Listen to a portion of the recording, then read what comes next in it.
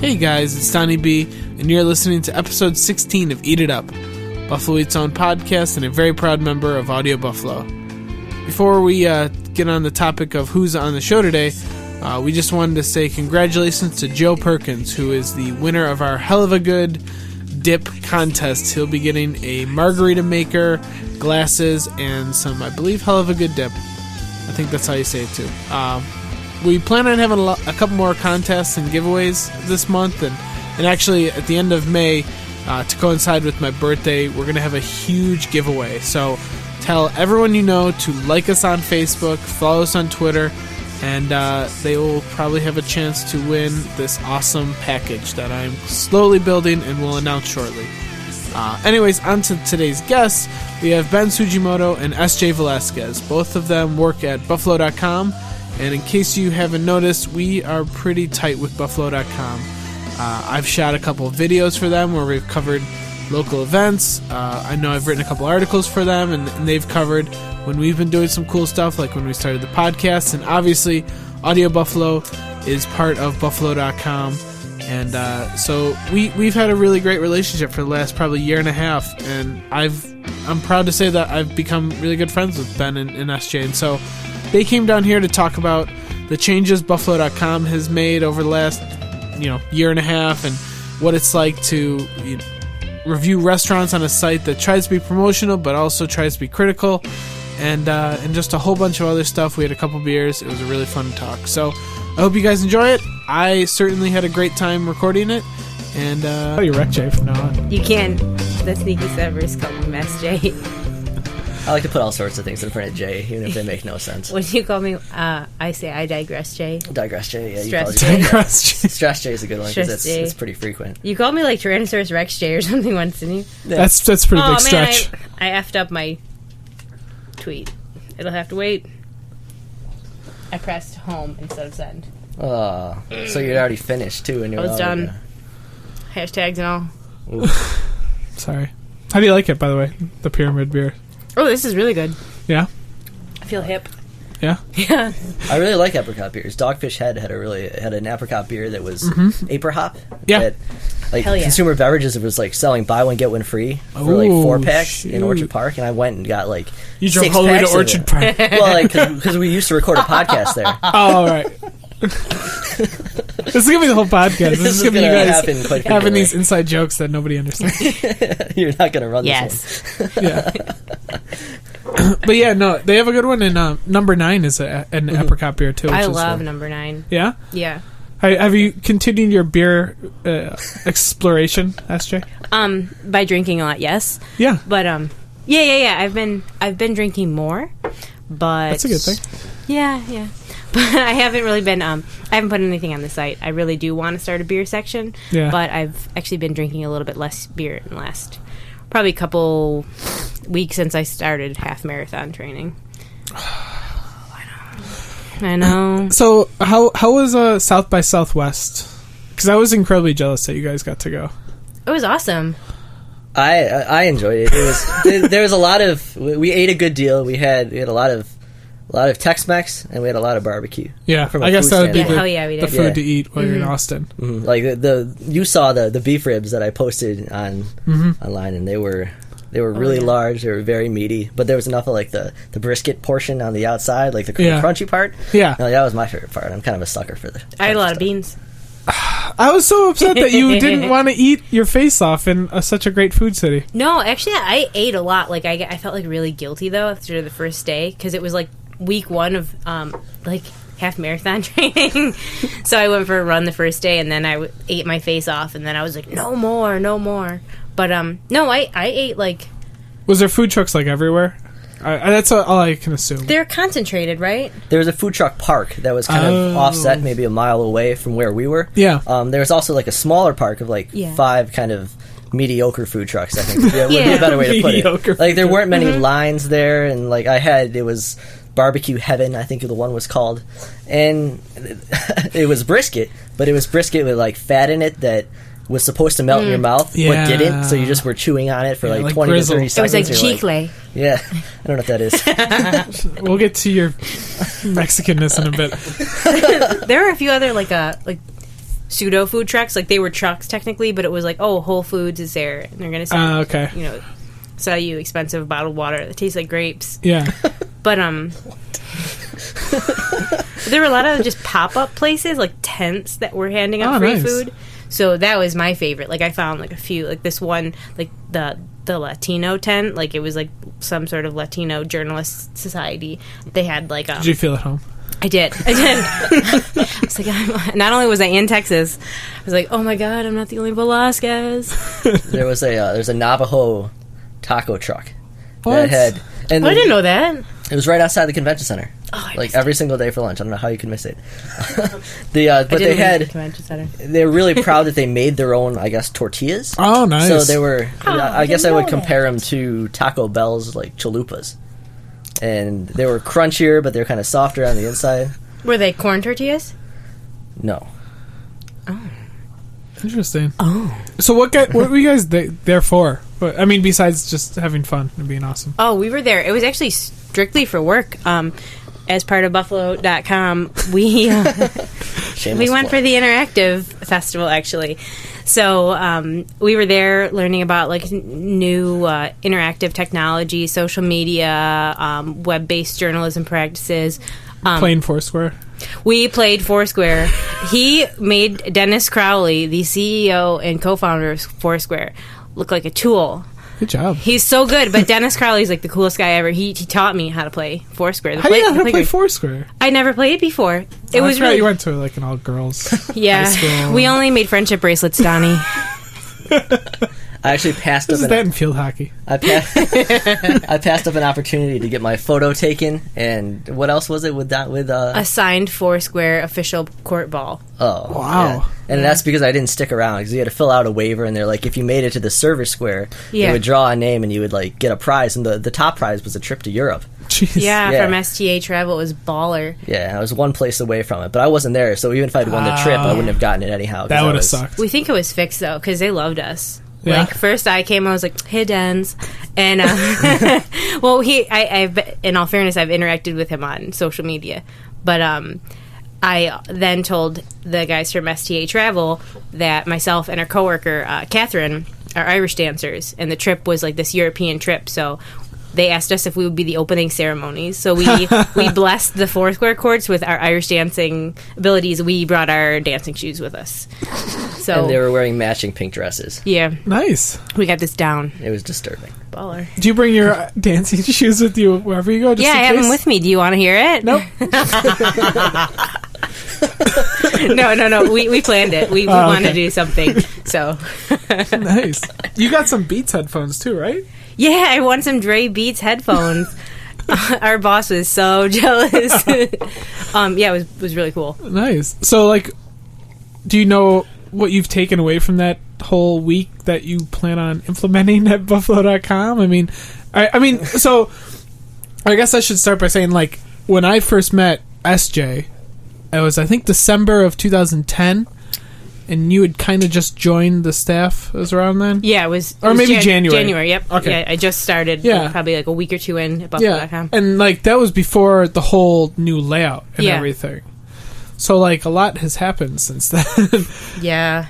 I mean, so and how long have you been on? I've been full time since November 2010. Okay, so you're kind of at the edge of the whole change and rebranding and everything. Yeah, there's been a lot of turnover. So I'm actually one of the holdovers. I feel like a veteran there, even though I've only been full time for like a little over a year. He's a keeper. Thanks, SJ. Welcome. I mean, how has it been being part of a website that's like literally rebranding itself and starting almost from scratch? Oh, I love it. I got to start with the whole process. I was always part of established websites.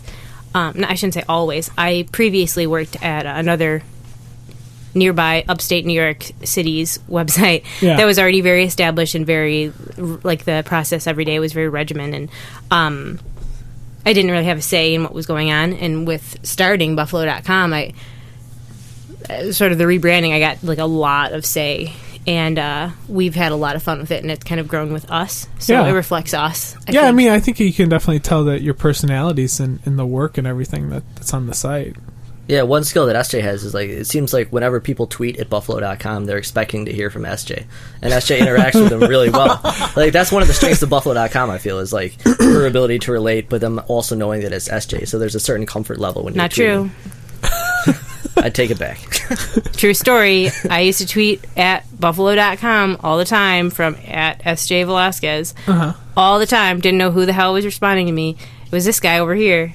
We were like besties on the internet. All right, this is getting weird, SJ.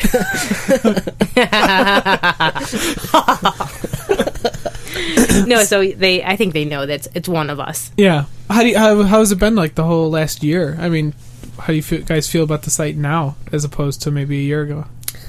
We've made really large steps forward compared to what it was before. It was sort of a laughing stock before. To be completely honest, it was a laughing stock before. From Syracuse. Yeah. I had a few chuckles myself. The challenges with it has been that, like, the change has been, it wasn't just one big change. It feels like we're still kind of going through changes. Yeah. And it's like a constant evolution. And sometimes that's tough because it's hard to establish a routine. And I don't really feel like we have a routine now. So it's a matter of just kind of dealing with the ebbs and flows and seeing what goes forward and keeping the parts you like and kind of trying to slough off the parts you don't like. Yeah. But also, like, kind of living with some of the things that kind of suck, you know? So, yeah. And I enjoy my job, and I don't hide that at all. Yeah. And I think she feels the same way. Even though it drives her crazy and she's sick a lot. I'm always sick. But honestly, though, I should also, like, people should know Buffalo.com's content team is 4 people. That's it. Like, we run on 4 people. It's myself, Ben Tsujimoto, Catherine Prisbilla, who's sort of new to the team, and our boss, Ben Kirst, who has a lot of other stuff on his plate.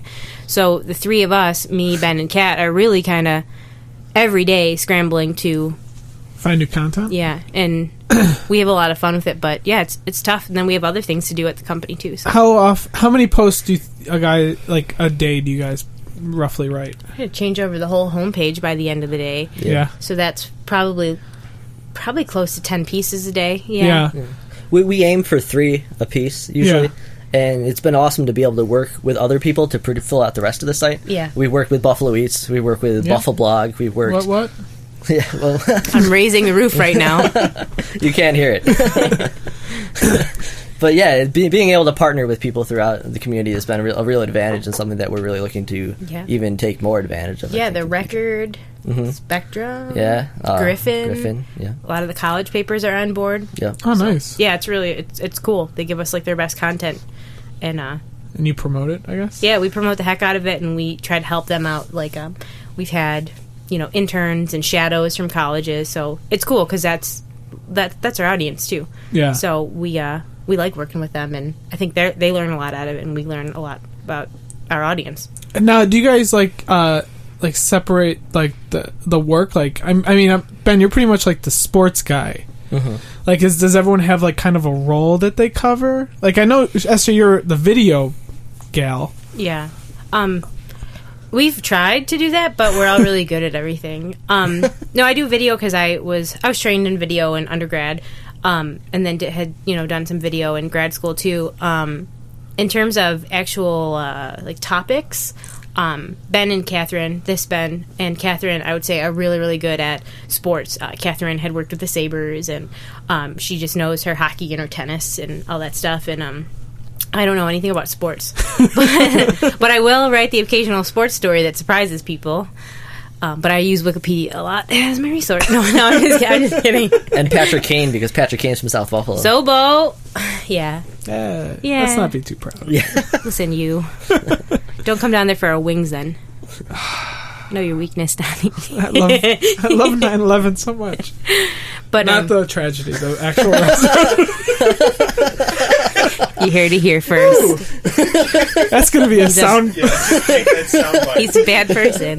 No 9/11 Tavern. Yes, I will link to my review to 9/11 Tavern in the post, and everyone can see the restaurant that exists. You and my dad, you both love that place. Like, and my dad grew up around the corner. 9/11 Tavern is like changed his life. I mean, the wings or whatever. Everyone has the same wings, but there's sauce.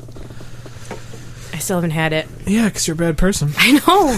It's not Smitty style, though, right? It's a different style. No. Yeah. It's like a traditional hot sauce, but they don't use Frank's. Basically, it's made from scratch. Okay. Oh. And they have like little flecks of either Parmesan or feta. It's some type of cheese. I can't, or even garlic. I can't even put my name on. Put my it's Donnie wings. put my finger on it. But Buffalo eats wings.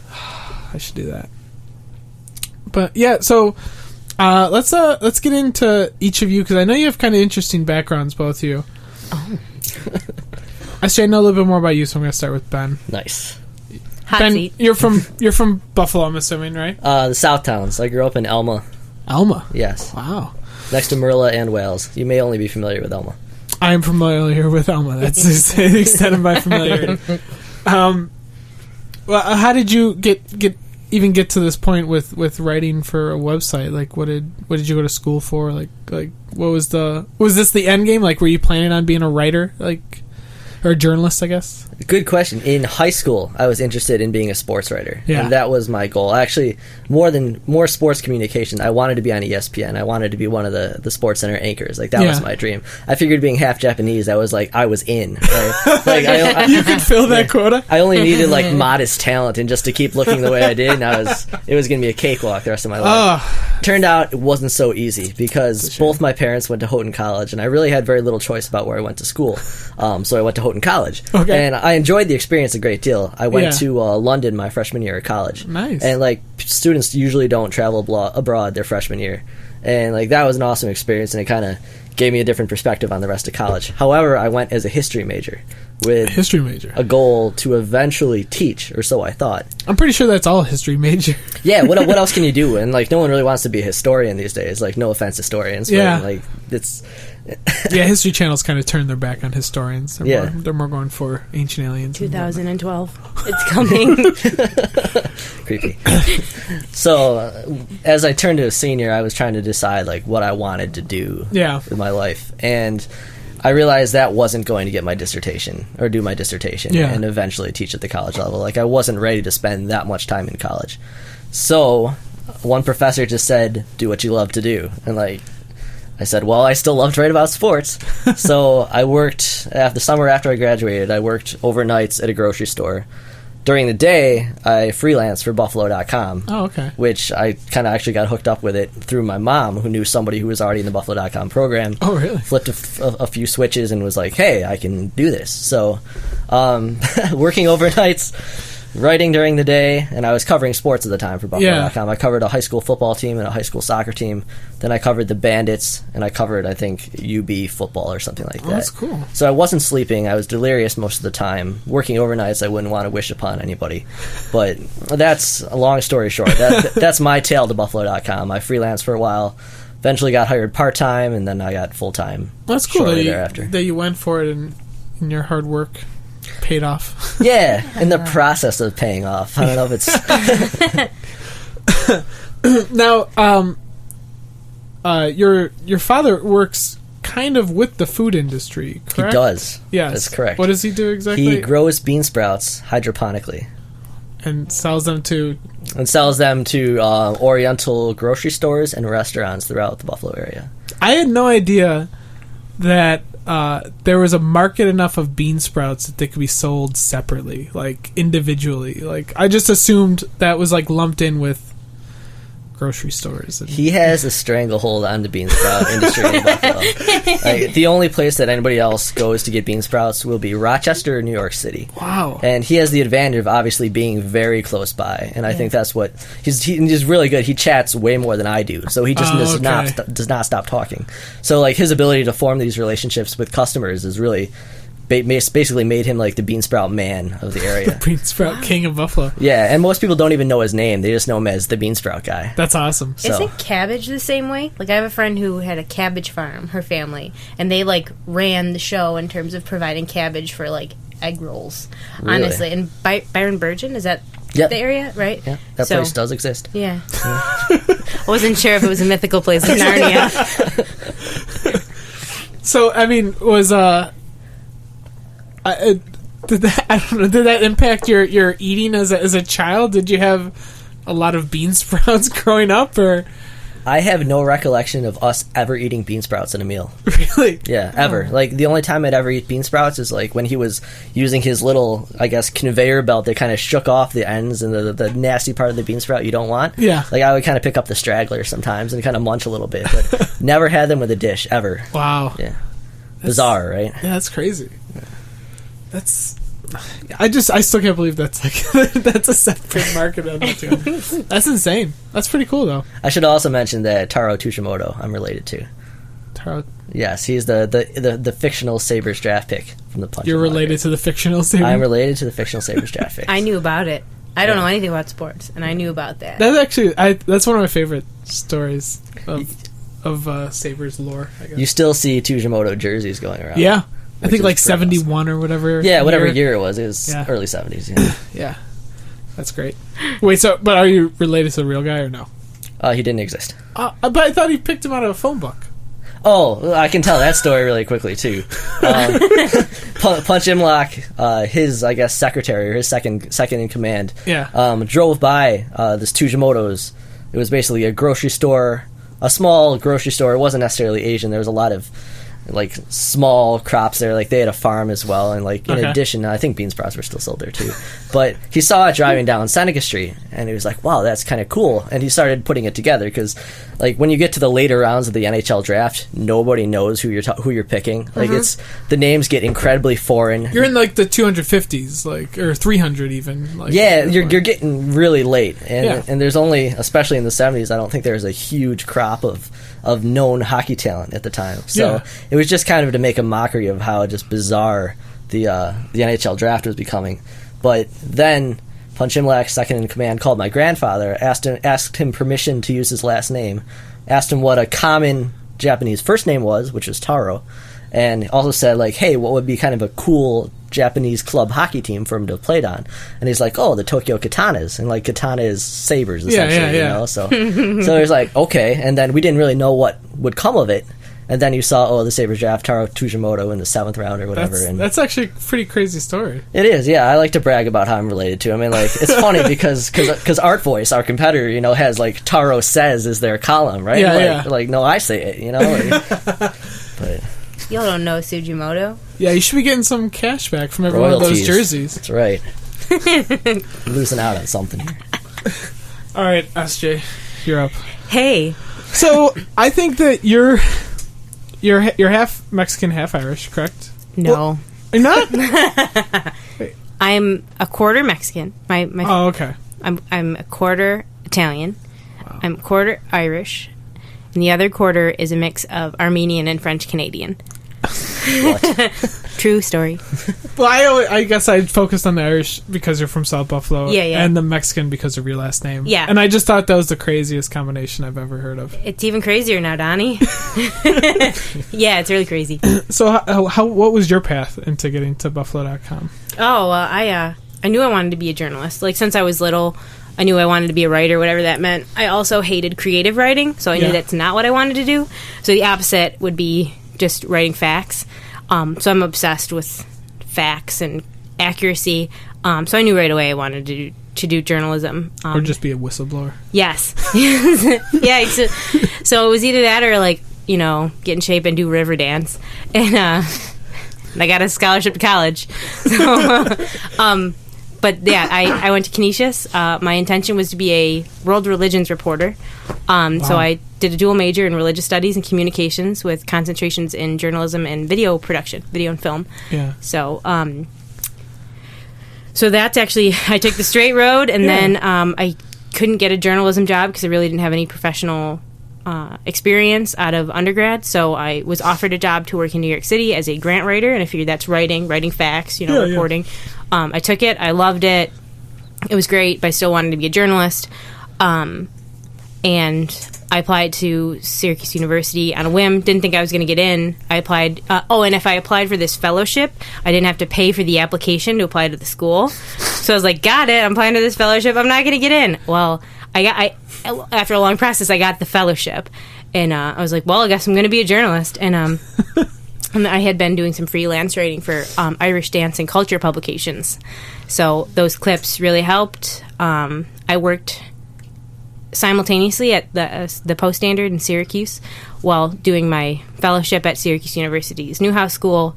Then I started full-time after I got my master's at the paper.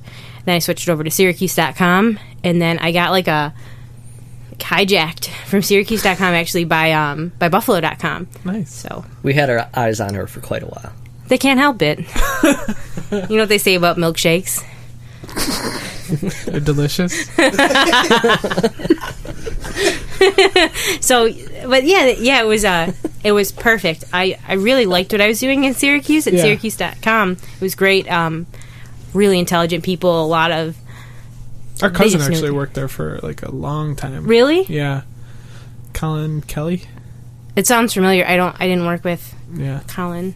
I was only at Syracuse.com for a short while. Oh, okay. But they were awesome. But I knew the only way I would move, the job was, I was a web producer at the end.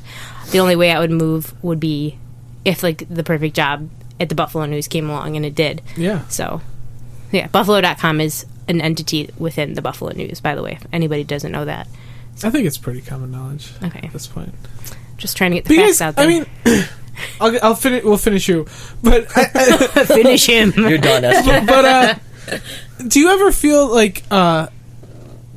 Because you guys are owned by the Buffalo News, you're part of their whole thing. Do you ever get annoyed by people lumping you in with criticisms to Buffalo News that maybe don't even apply to you? Yeah. Oh, yeah, definitely.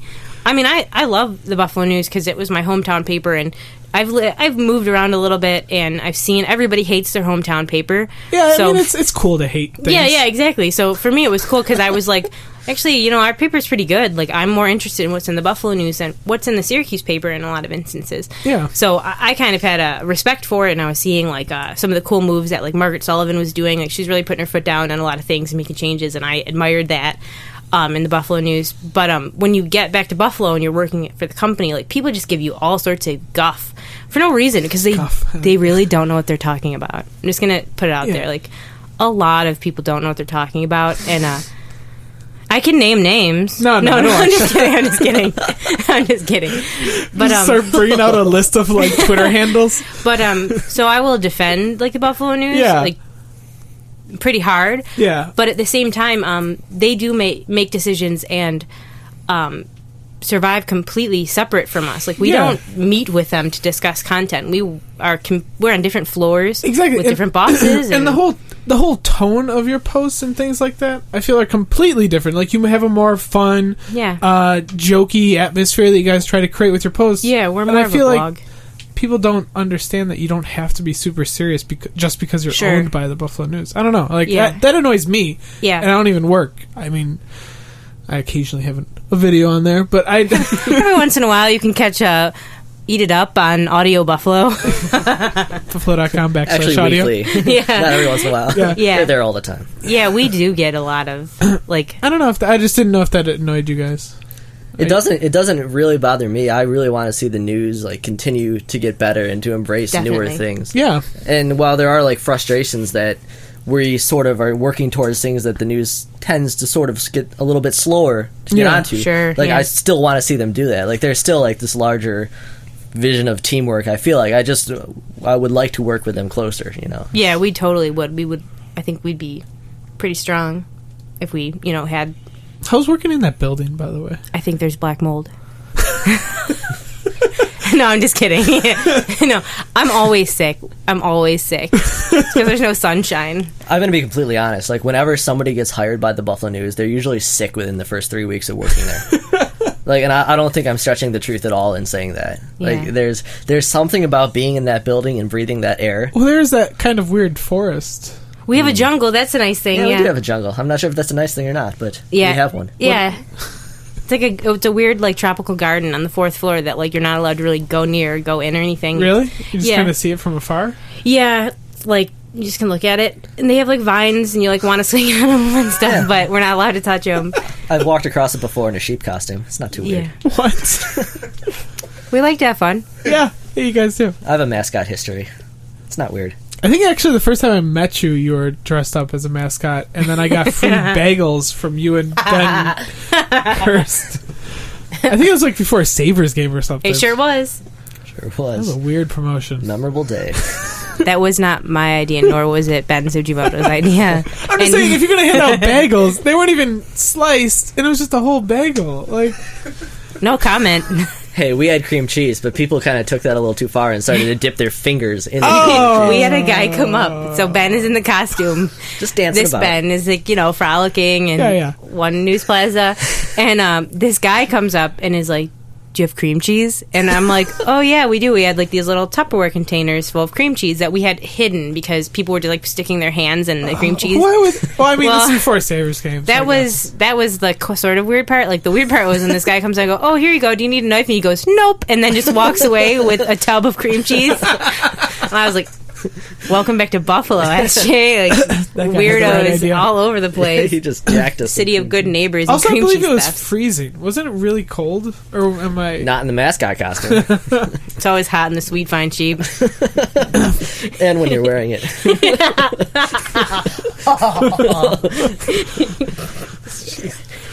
All right, so back to SJ. Let's round this up. So I mean, coming from a family with that many ethnicities, what was your food experience like growing up? I have to say, at home, I hope my mom doesn't listen to podcasts.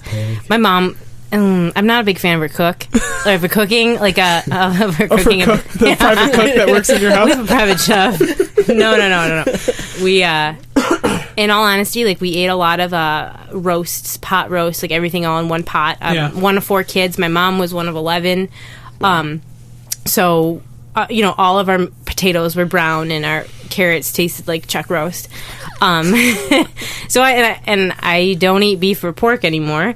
We're gonna get to that. Yeah. I'm sure. Can't wait for that. I'm sure. But I just didn't like what we were doing. My mom, though, in her defense, she tried to do some things like her mom, my grandmother, is the one of Armenian and French Canadian ancestry. That is a crazy. So we had Armenian food at home. Like we would eat. Like, what's Armenian food? What I know is probably a bastardized version of it. We had like dolma and pilau, as they would say, but dolma. I've seen like dolmas, like which I guess are grape leaves stuffed with beef and rice and things like that. We had like bell peppers that were stuffed with like hamburger meat and rice, and it was cooked in like tomato sauce out of a can. I've had that too. So it was like it makes me want to throw up when I smell it. And pilau is what I describe people as boiled chicken and burnt spaghetti noodles. I guess awesome. Some places it's a little bit better, and there's rice in it. Okay. That's how my mom made it. That's how her mom made it. So I hated that. But other than that, it was roasts. That was the Irish thing. Yeah. We did get good food though when we went to like the Mexican family reunions. Yeah. Sorry, don't So I did. We get like, I want to say imported, but like our Mexican family is in Bay City in Saginaw, Michigan. Yeah, that's where they came from. So I think is this where you're talking about where you had the cow's head that you had to cross the border with? We brought a cow's head across the border, and I don't know if I should say that because but she's finished. Yeah, we made enchiladas, and we did like fideo, which is Mexican spaghetti, essentially. We had a lot of good food, like when we did Mexican food. Yeah. So. Are you part of the group that wishes there was better Mexican cuisine in Buffalo? Or? Oh, hell yeah, definitely, definitely. I don't know what else to say about it. Like, I in all honesty, I haven't tried. I've had Cantina Loco just when they had the takeout. I haven't had to sit down. Yeah. I don't think they're gonna have that kind of food that you're familiar with. Yeah, and I'm okay with that. I really respect, like, that was one of the first things that Mike said, like, basically don't expect authentic, just expect good quality. Yeah. And I'm like, boom, like, that's awesome. Like, that takes a real, like, man to say, this is what I'm serving, like it or not, it's gonna taste really good. So I love that. Like, I'm totally on board with that. But I haven't had, like, even when we were in Texas, I didn't have authentic Mexican or even authentic Tex-Mex. It was very gringo. And I can say that because I am a quarter Mexican. Yes, you can. Yeah. I mean, to you, what is authentic Mexican? Like, what would you expect the restaurant to have? Well, I can't even say for sure. Like, I've never been to Mexico. Your vision? I would, if I envision a place that has, like, onion enchiladas and like good chili powder that they're using, and fideo, like that's more Tex-Mex, the Mexican spaghetti stuff. Menudo is huge. Menudo is like a Mexican stew, not the boy band. Yeah, I was just gonna say. Right, Ricky Martin's hot and all, but Menudo, the stew, cures hangovers apparently. Barbacoa, like we eat a lot of barbacoa. We eat a lot of potato dishes, like especially at breakfast. Good quality tortillas that are a little bit fluffier. I haven't had any of that in a long time. Yeah, I'm going to a family reunion this year just to have some. So okay, let's talk about what you eat now, because this is a contentious issue between the two of us. So how long have you not eaten, except for last week, beef and pork? I became a full-blown vegetarian in like 8th grade, probably. Okay, why was that? And just before we get into this, Ben, you eat pretty much anything you want, right? I had a flat iron steak for dinner. That's the best tone and delivery. He doesn't eat bananas. But you're pretty open, right? Except for bananas, apparently. Very open. Yeah, those meaty bananas that I don't eat. No, I'm allergic to bananas. Yeah, I know. No one else is allergic to bananas except for me. I have a that reaction is a very specific to melons. allergy, though. That's right. Only when you eat too many of them, though. Yeah. All right, so in 8th grade, you decided you want to be a vegetarian. Yeah, I did it because it was just kind of grossed me out. Like, did you watch a PETA video or something? No way. I just ate my mom's cooking, and I was like, none of this. Everything tastes like a cut of some sort and gravy. So it just grossed me out, and I just thought like, that was like a big animal, and it tastes like blood and bodies. Yeah. So I was just done with it, and it was easy. Like, I gave it up, no problem. I do occasionally eat it. Like, it wasn't really taking a stand for anything. I will, try beef or pork probably once a year. I give it, like, a good try, and then I'm held over for the year. But then I started eating poultry again in college just because I was turning jaundice because of my lack of protein. So... Well, I mean, is that hard in Buffalo? I mean, we're kind of known for meat in general. It's really hard. It's hard to eat. It was hard. I think it's different now because I'm an adult. I have a car. I have my own money. Yeah. I don't rely on my mom's cooking anymore. But and because we have way more awesome restaurants that cater to vegans and vegetarians. Yeah. Well, more. Yeah. Compared to when I was like, well, last time I lived here was like 2007, and I was gone for a few years. But it's much easier. It was, at the time, really difficult to eat non-meat items and eat healthy. I was eating a lot of cheese, a lot of pasta, a lot of dairy products, and I was feeling not very good. So, yeah. So you came with, you were at the preview dinner, the local restaurant preview dinner with me. Yes. And you ate beef. I did. Shoulder, nonetheless. Yeah, it tasted like it. What else? I'm trying to think of what else you had. One of those little burgers from you had a Soho. slider. Yeah. And so when you're eating that, like, none of that makes you, like, crave it at all? I was sick the next day. The food was good. I gotta say, like, the Soho burger, that's, like, more my style because it had cheese and, like, there was salsa on it. It's not just meat. I mean, that... Yeah. Yeah. So I was into that. Yeah. Yeah. It was good. But it's just, like... you don't, like, the next week you're like, I could totally go for a burger. No, I do, though. I have to admit, I'm obsessed with, like, bottled barbecue sauce. Really? I love barbecue sauce. What's your go-to? My go-to? I'm a Sweet Baby Ray's. Is that it? Sweet Baby Ray's is good. Yes. That's mine. I like Sweet Baby Ray's. I got into Dinosaur when I lived in Syracuse. So I would say I'm pretty into Dinosaur. But I'll pretty much go for whatever is... Is Dinosaur as good as everyone says it is? I haven't eaten it yet. I don't know. I can only base it on the chicken. I never had anything else. So the chicken is... I've had chicken sandwiches. It's good. The sides are good. Were, like, people in Syracuse obsessed with it? Like, yeah. Oh, definitely. It's crazy. Like, you... I haven't been there yet. I want to, just to say I did, but... Their ribs are good. Their ribs aren't mind-blowing, but their ribs are quite good, I'd say. They pale a little bit in comparison to Austin ribs. Sure. Okay. Well, yeah. I mean. But they're still... Like, I would definitely recommend you making the trip and trying it. Yeah. Right, and it's kind of badass because it's, like... It's a biker bar? Like, that's what it traditionally is? Like, the Syracuse one is like a legit biker bar, too, right? Yeah, and that's the original. So... it's been around for a while. It's like an establishment. They do have like the bikers show up, and the people are like really sassy with you, like the waitresses. They're like, "What do you want, hon?" Like that kind of thing. So it's really the experience too. There might be one in Buffalo soon. I know. We talked about that when Buffalo Blog was here. They're asking me. I feel like it's gonna be like 5 years before that happens. Like I think so many perfect things have to align for them to come down, because I really think they want to be down in the city near the waterfront. If my experience has my experience is that they place themselves next to newspapers. Yeah. So in Syracuse they were right. There's a big spot right near.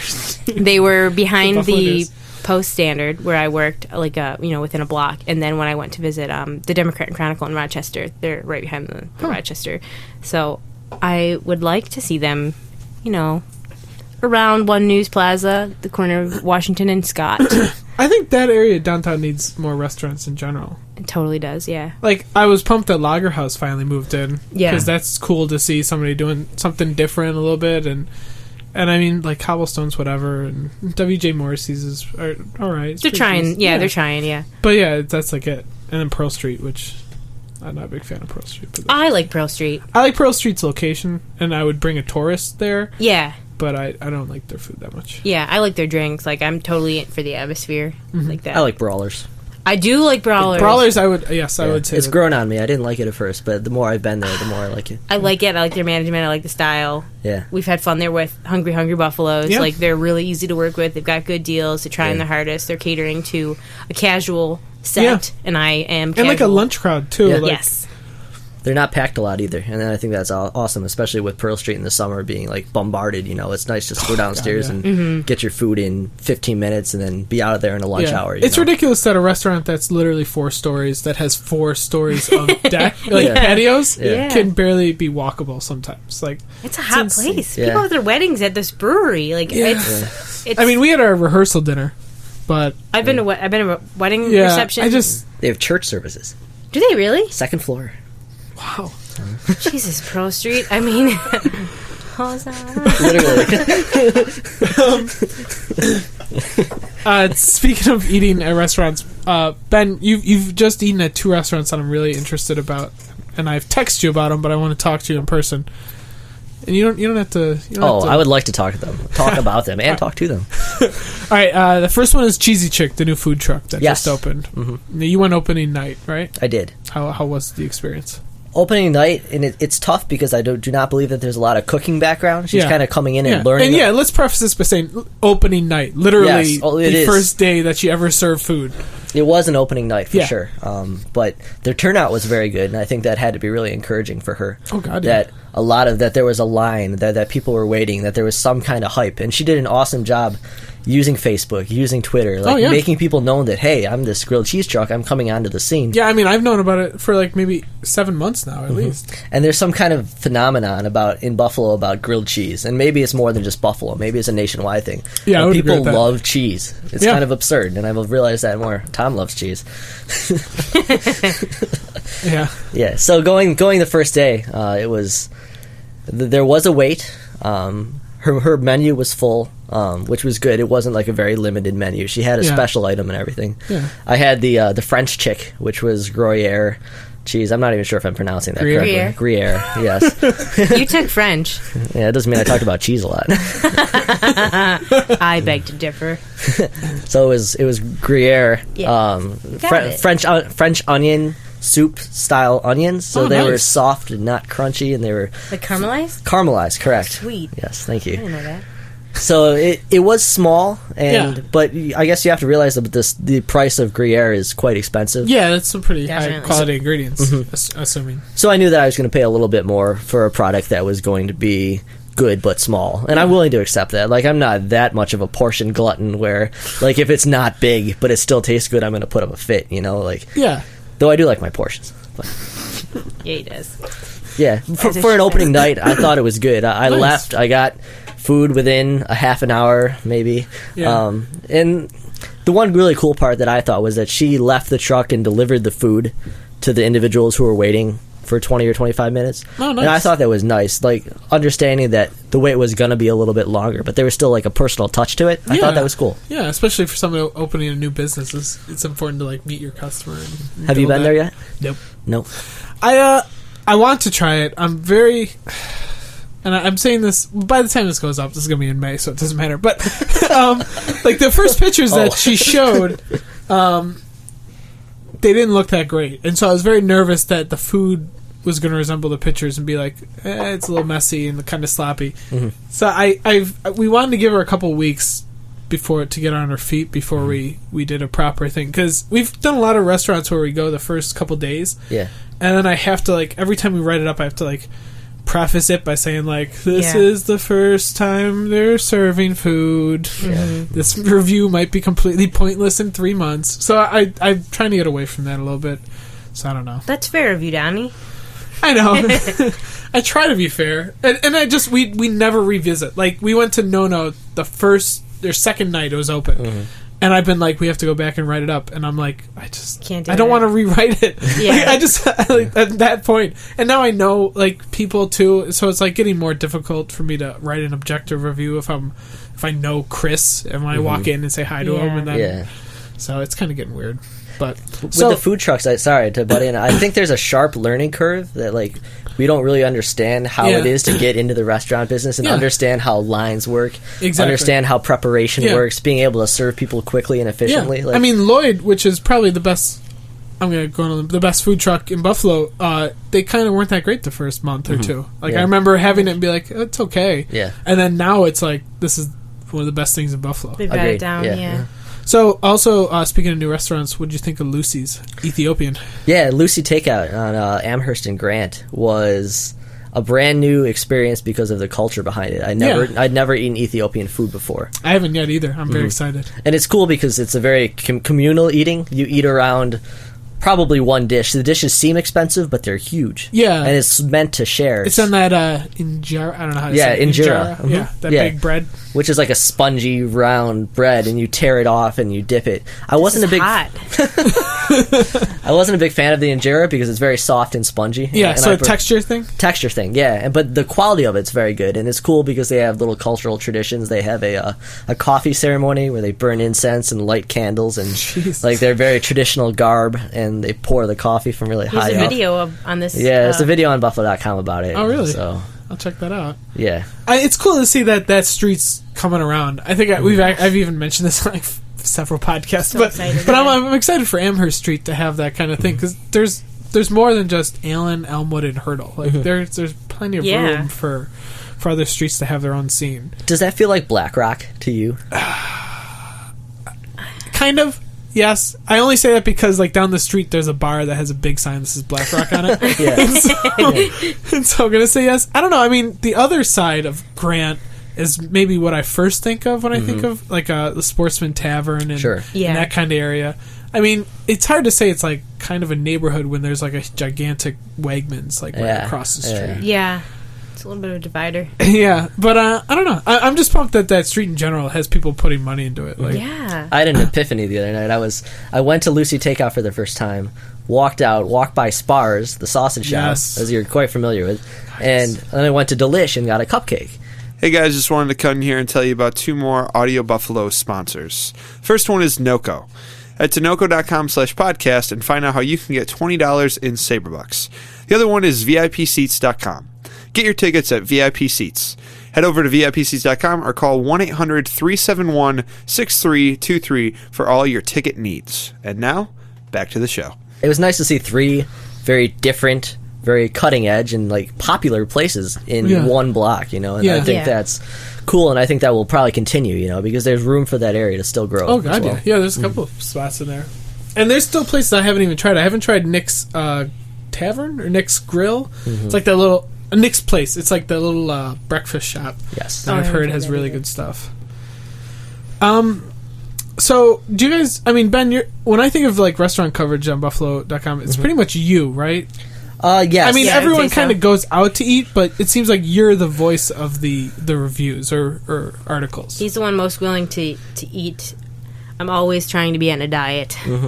She has turned me down so many times when I've asked her to go out to eat. I'm sorry, I have to sometimes turn down the boys. It's usually hurtful. No, he's an open-minded guy. He's got the palate. He's not like limited when it comes to like different types of foods. Like when you started writing them, like your background's primarily sports, and so you kind of can be critical with sports and give your opinion of what you think things should have happened, whatever. Like, how is that transition into writing about food? Like, was there a part where you felt weird, like being critical of a restaurant, or did you have to find your balance of how you're going to approach it? Because also, I mean, you guys are, I don't think of you guys mostly as critical, like reporting. I think it was like promotional. Like you want to pump up anything good in Buffalo. So if you're going to a restaurant that sucks, are you having a dilemma where you're like, I don't want to hurt business, but I have to be honest about this? Like, has that happened? I still feel weird about writing about food. Yeah. And sports came very naturally because I grew up like watching sports, following sports, like absorbing everything I could about sports. Yeah. Food was kind of late arrival. Like I really enjoyed eating, but I never really put the conceptual part to it. Like, hey, what am I eating? What is it like? SJ had that background, and I don't even think she knew it. She had been to a lot of places, but she'd actually thought about what she was eating. I ate it because it tasted good. Yeah. Yeah.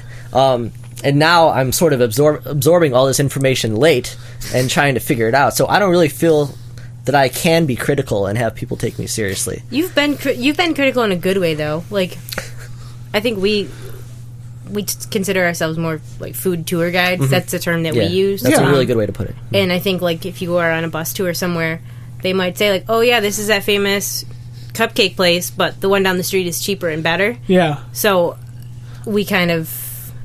I mean, you can make. I think there's a room for people to make critical or critiques rather about a restaurant without having to have a super heavy foodie background. Like if things take a long time to come out, if they're really small portions, if it tastes bland. Like, I mean, those are all kind of general statements. I mean, I don't. I mean, that's what we based off of because I wasn't knowledgeable when I started. I've kind of. Your perspective on being critical and fair has sort of evolved over the past 6 weeks to 2 months or so. Yeah, it's been really weird. Just meeting a lot of people now, it's almost a bad thing that I'm meeting faces. And we've been meeting the whole time. Like, we interview the people, too. Yeah, and so when we do, like, foodie articles, I make a point to ask them after we've already posted a review. So that way I don't know this person going into it, but I don't know. I don't know what people really expect from our reviews besides like pictures and just information. So we don't ever want to be super dicks. But whoa, bad name. but also if something's really not good, then I'm gonna say it. I mean, I don't mind hurting somebody's feelings. I mean, I've had people threaten to sue me, and it's not going to stop me. Oh, I heard about that. Yeah. That was mean. Yeah, it was really big dick. Oh, I'm not going to mention their place. That's what she said. But I'm not going to mention them to give them any type of publicity. But I think you did the right thing. Yeah, it's pretty shitty. If you have fair observation, like I think that's kind of the standard of journalism. And everyone knows where I'm coming from. I'm just a dude who, like, literally 3 years ago got into eating things that weren't chicken fingers. Like, I'm not an expert by any means, and I never claimed to be. I'm just a regular dude who's going to eat somewhere and tell people what we thought. Like, we hope people think the same thing about us too. Like, though we do give a little bit of like the subjective background. I mean, I still think of myself as a journalist, and it's hard giving my own opinion. But I do interview the people, and I want more of the story of the place, and then the experience of eating there. And if it's negative, we kind of say, like, oh, yeah, well, this isn't what I was used to, or I would have liked it this way. But you're never over the top with it. No, we're not going to, like, blow up somebody's spot just because, like, they used... It wasn't a chutney as they claimed it to be, you know what I mean? Yeah. And the funny thing is, Buffalo does have some really quality restaurants, and we haven't run into a lot of situations where we were like, hey, should we bash this place? Like it's never really... No. I don't remember too many cases like that, and I think that's really encouraging about the food scene in Buffalo. I mean, you've been to dozens of more places, probably hundreds more places than we have. Yeah. So we're coming up on 300. Yeah, so I'd say safely hundreds, yes. Yeah, so I think we'll wrap it up by saying... What do you guys have in plan or in store for Buffalo.com this year? Like, do you guys have any goals that you want to see the site reach, or any goals for yourselves? Something that I think we want more consistency on the site. That's something that I've been like fighting for personally. I was copy editor for a short time, so I'm crazy about standards, and I'm always down everybody's back. I just want it to be cohesive, and I think that's something that we're going for, and we might tweak some of the the layout of the site in response to the feedback we're getting. We just want to be better writers. We want to be more involved on the street level of Buffalo, and we want to work more with the Buffalo News. We kind of just want to have like a really great grasp of the city. So we're working on it. We're pretty much a year in. What about you? For me, it's really about, I guess, becoming more efficient as a writer. Like, I feel like I've gained a pretty strong natural writing ability. It's ability to find topics, decide what topics are good. That's really my challenge, is like narrowing down what I should be writing about. Like the execution, not that big of a deal, but finding and narrowing down really solid topics that people care about. That's where I struggle and need to get better. And I think as a site, like that will benefit this site, that when we have more compelling directed content towards a certain, I guess, age group that we're looking at. So I didn't want to say demographic because I didn't want to be that guy. 18 to 35. Yeah, that is actually it's true. That's our audience, because that's the audience that they don't really have anybody. I mean, Art Voice does a really great job, but it has a certain focus, and we kind of look to places like Gawker and Vulture, and we love like seeing what the Good Neighborhood is doing too, like in a promotional city aspect. So we kind of have a little bit of their enthusiasm. There's a helicopter flying above us. Popo's here for you. No shit. Shootsies. I guess one thing about us is we're pro Buffalo almost to a fault. Yeah. And sometimes that's tough, and sometimes we receive flack for that. Like, we're the people with blinders on who are not realizing what's bad in the city. The pro Buffalo criticism is such a lazy one. I know. Yeah. Oh my god, you love your city? You're such a stupid. Yeah, that was like her fourth choice of word right there. I knew you said to like be careful. We were going to be censoring this, but no, I just said just specific. I came back to this city for a reason, because it's better than the other cities I lived in. Boom. All right. Close. I think we have to end it on that note. We're done. Guys, thank you so much for coming down here. This was fun. Thanks, Donnie. Thank you. I had a good time. Thanks for the apricot beer. Anytime. Yeah, that was good. You didn't have the apricot I had beer. the Hefeweizen. Isn't it Weizen?